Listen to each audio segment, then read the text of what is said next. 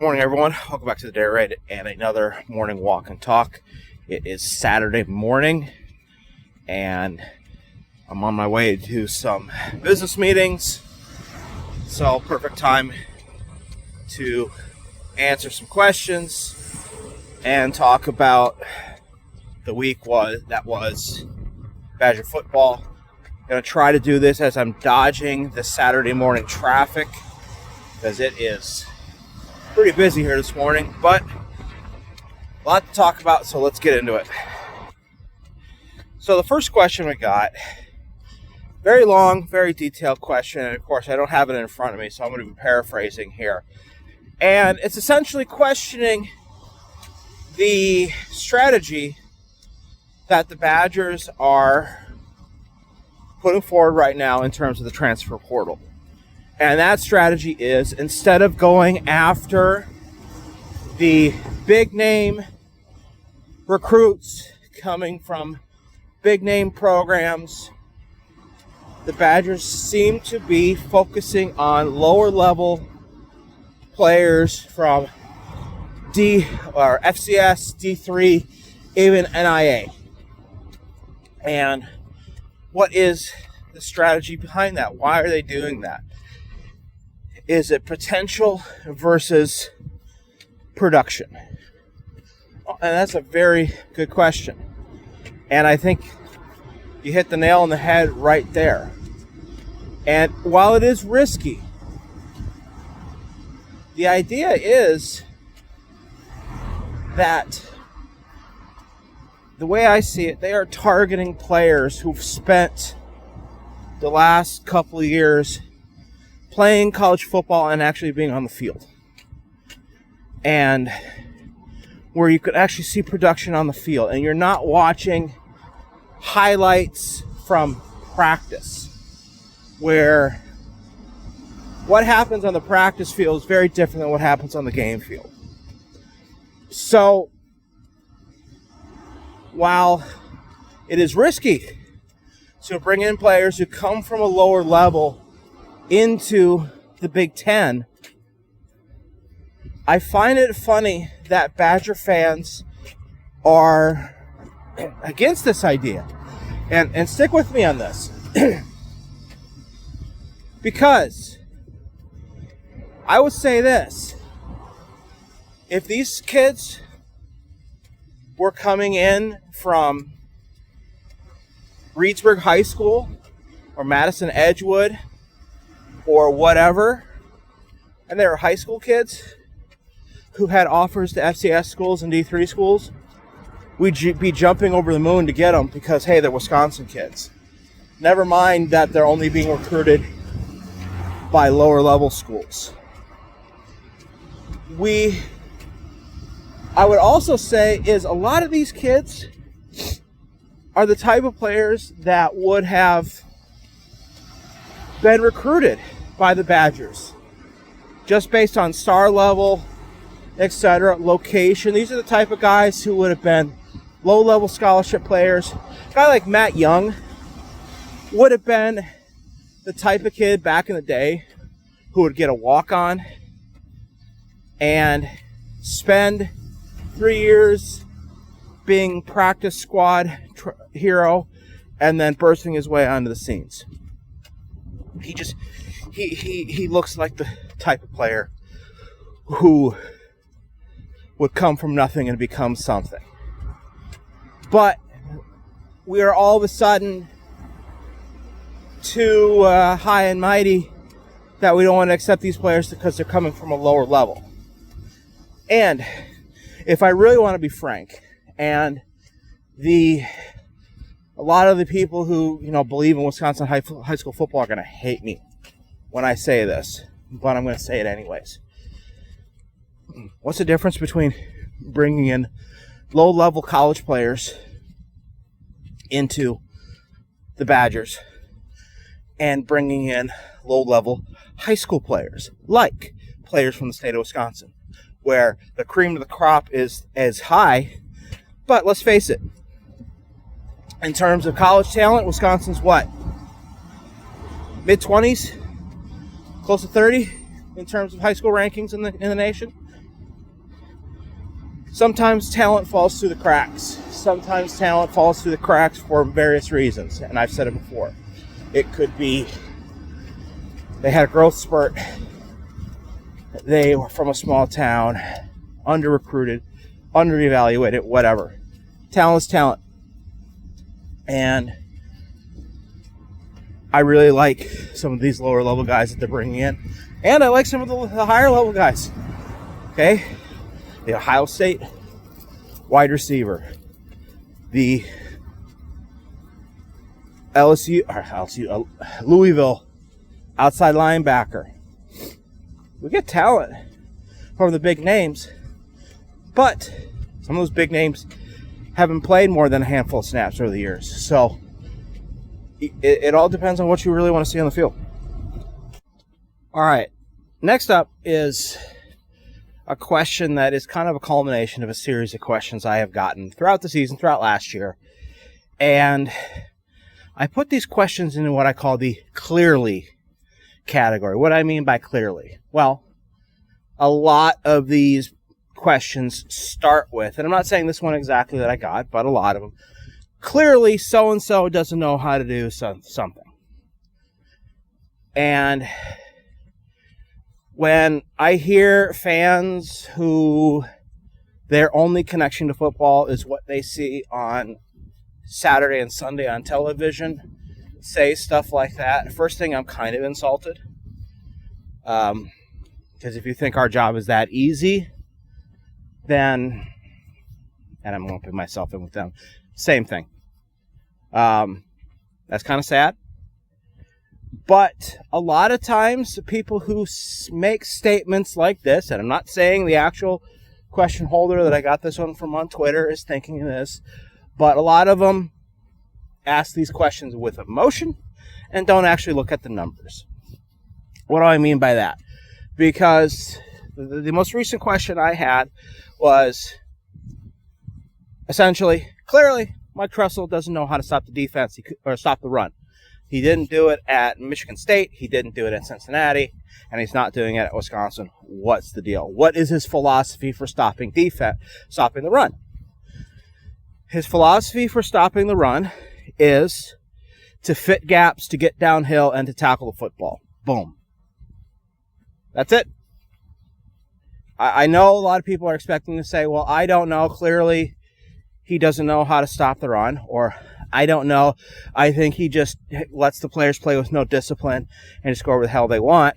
Clearly, that's not the case if you listen to the exit interviews. In fact, it's quite the opposite. So that's his philosophy in the run defense. But let's look at the numbers a little bit and why maybe his success against the run is not what you expect it to be. Saying he didn't stop the run at Michigan State is false. In 2 years at Michigan State, his rush defense gave up less than 3 yards a carry.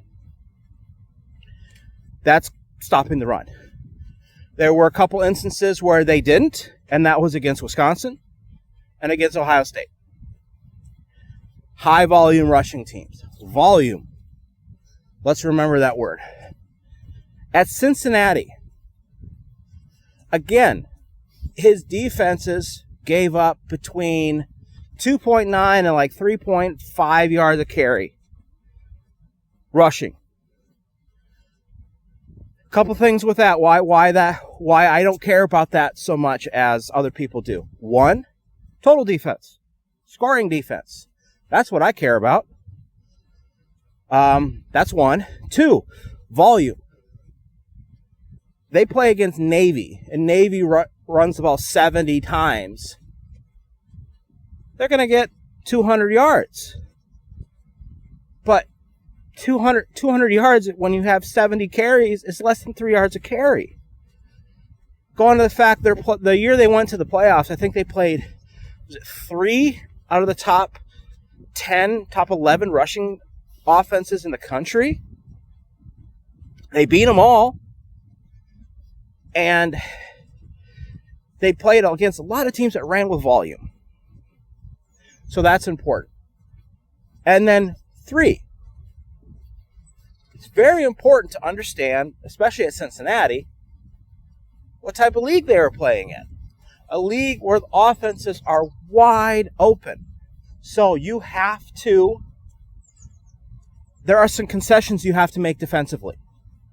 You have to understand that I want to stop my opposing team from scoring as a whole and not just shut down one aspect of their game because of how offenses run formationally, tempo-wise, etc.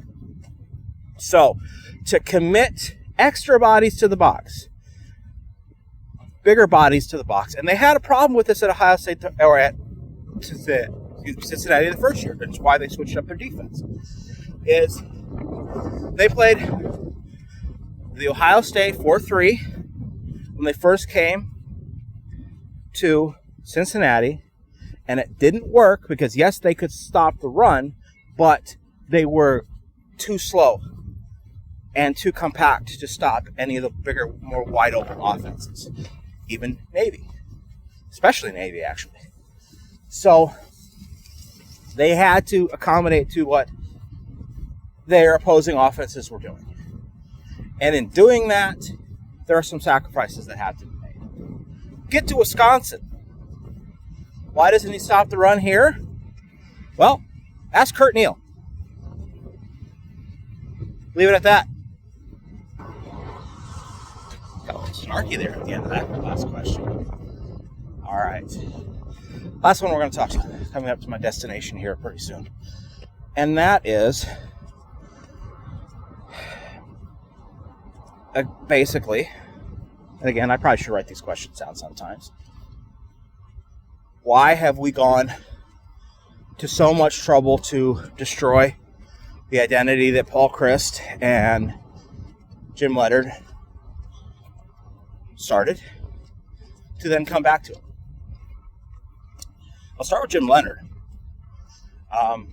Again, I'll keep saying this, and I'll keep saying this until the cows come home.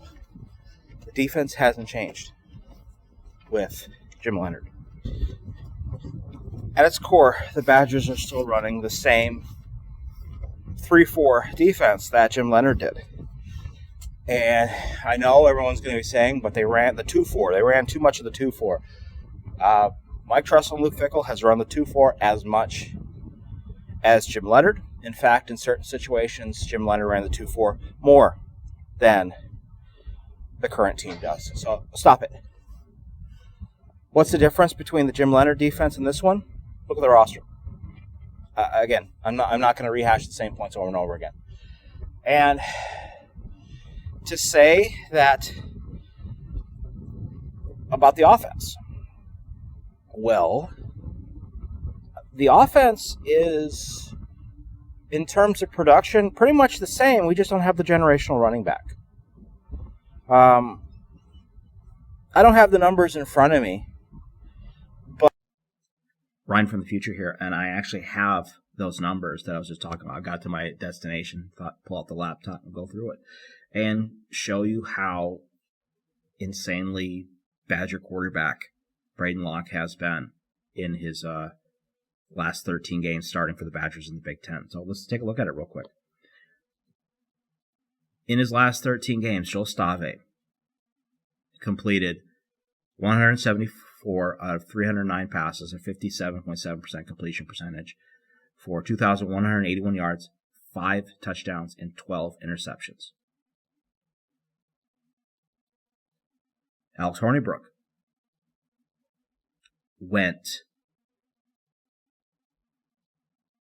146 of 253, 57.8% completion percentage for 1,753 yards, 18 touchdowns, and 16 interceptions. Jack Cohn was 186, and Jack Cohn is the outlier of this group. He was 186 of 281, which is a 66.2% completion percentage for 2,127 yards with 13 touchdowns and 6 interceptions. It's still not earth-shattering. Good completion percentage, though. Graham Mertz was 153 of 280, a 54.6% completion percentage for 1,755 yards, 14 touchdowns, 9 interceptions. And then finally, Braden Locke, the worst quarterback in Badger history, was 211 of 389, 54.2% completion percentage for 2,450 yards, 17 touchdowns, and 11 interceptions. So what do we want to say here? I mean, if you look at their ratings, then that's the easiest way to compare them all. Now, Braden Locke is second worst. Okay? But, I mean, you look at the numbers, it's not that much different. You know what the big difference was? The running backs. When you play a run-first offense, and you have really good running backs, you can win a lot of games. And the quarterback's job is to hold the fort. And guarantee if you look at the guys in the past, at their stats in games that the Badgers couldn't run the ball, big difference. Anyways, that is, take a look at the numbers. Now let's get back to me as I'm walking and talking. But if you look at quarterback play in the Paul Chryst era, and you look at the quarterback play with Braden Locke, they're basically the same. Okay, from the high water mark that was Jack Cohn to the low water mark that was Joel Stave. If you compare the same games, the last 13 games, all 5 of the last previous quarterbacks have played, it's virtually the same. What's the difference? Well, play caller is different. I'll give you that. Butting heads between the offensive coordinator and the head coach, that's another thing. But also, no, Jonathan Taylor, Melvin Gordon, James White, Monte Ball.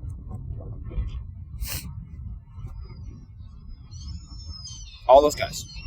When you don't have a generational running back, it's a shock that the offense isn't working as good, right? So, I've said it before and I'll say it again. The offense that they're looking to run now, if Paul Chryst would have smartened up and did that back in 2021, he'd still have a job. But he was, like many coaches who are married to a system, he just believed, give it time and it'll get better again. When the game was getting to a point where you could out-athlete his defense, or his offense, excuse me. It gets away from being able to scheme things open, scheme plays open. It just gets to a point where teams can just be better than you and beat you. And that's a direction we have to get away from. I think Jeff Grimes he's the happy medium between the Paul Chryst Pro style and the air raid. And I think he has the tools here to succeed. And we're just going to have to see. All right. Well, that's going to be it for today. Pretty short, pretty quick walk and talk, because I actually have some work I got to do today. So thank you for the questions. Keep dropping them in the inbox. More transfer portal videos coming out in the next couple of days. But until then, thank you for watching. I'll see you next time.